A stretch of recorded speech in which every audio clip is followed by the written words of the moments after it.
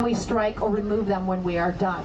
So you saw how it looked in Bones, but right now it's decorated to look like an underground subway set in the Oakland, San Francisco Bay Area. I have some folks here from the Bay Area, so you know the BART system. Yeah, give it up. Does it look like this? Kind of, sort of, right? So you can see there's a lot of product placement here. That's very common in productions nowadays with all the advertising. Oh. Yeah, these are common too. These tremors we get all the time. You know about these in California. So as I was saying, all right, this is more than a tremor, folks.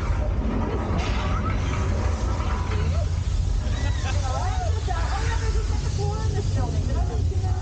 There it is.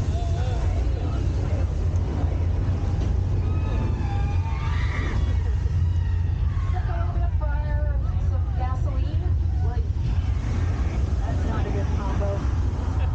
Speaking of combo, I took a Chinese restaurant. Anyway, got distracted. Watch out for the electric wires over here, folks. It's a very old building. There's going to be structural damage.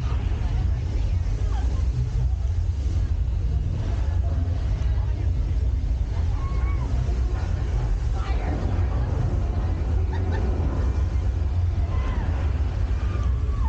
Oh, an old subway train. I haven't seen one of those in a long time. Whew. It's over. Folks, I did not know that was going to happen. I didn't know this. But it's never over without some water effects. So it's time for this side of the trolley to get splashed by the broken water main here.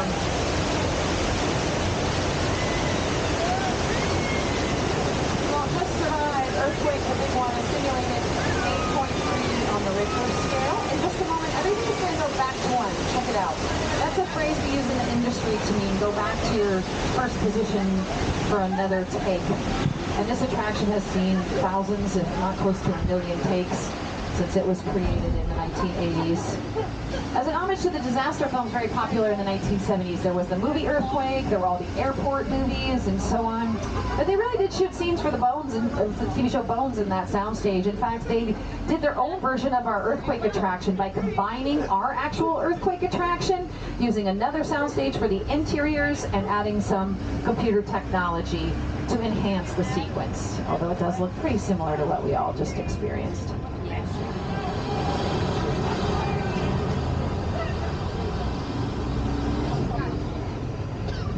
Here on the back lot, we've gone from Mexico to Texas to Europe, all over the world. Now we're going to head up to the beach here, folks. Amity Island, great peaceful destination. Don't worry about that beach closed sign. We're VIP. We're going to be fine.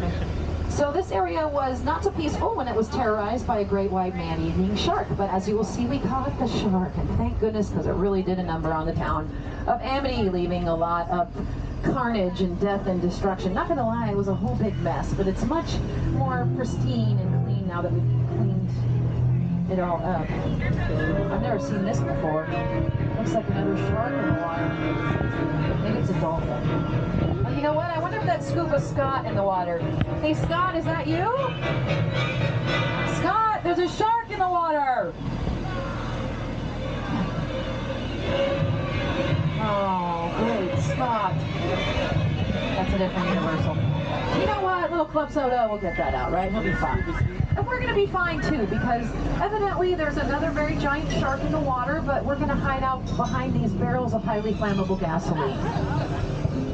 What could possibly go wrong?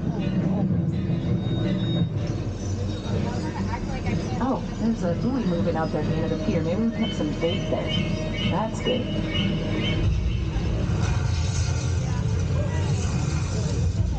There's gas, there's fire. You know what? I think sharks are afraid of fire. This is a good thing. Oh, maybe not. Watch out.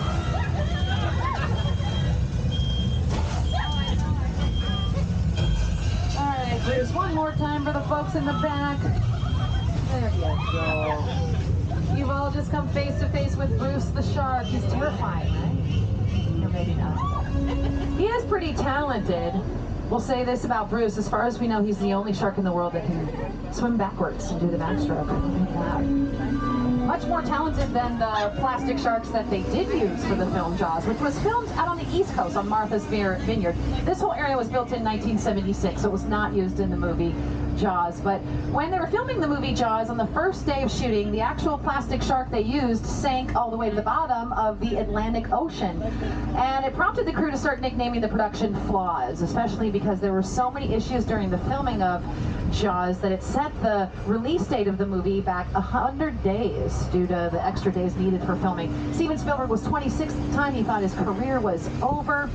But it was saved by not only Steven Spielberg, but the Academy Award-winning editor Verna Fields, who helped in the editing phase and figured she had stuff to work with as long as we could rely on the power of suggestion.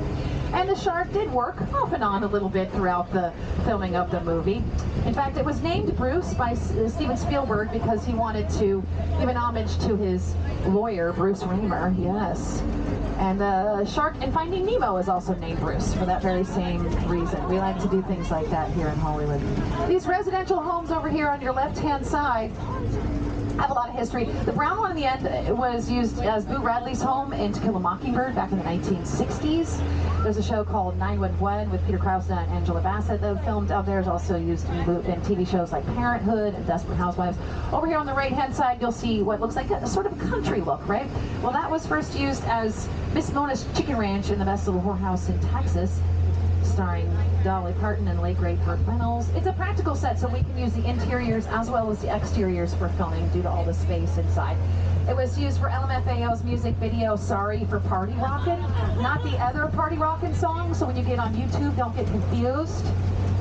And it was also used by Rob Zombie to shoot his movie House of a Thousand Corpses. I always like to bring in the horror movies here. A lot of scary scenes have been filmed out here on Wilderness Road as well, which reminds us of our unique part of our studio, because other studios, Warner Brothers, Paramount, Disney, they don't have all this nature that can be used for filming.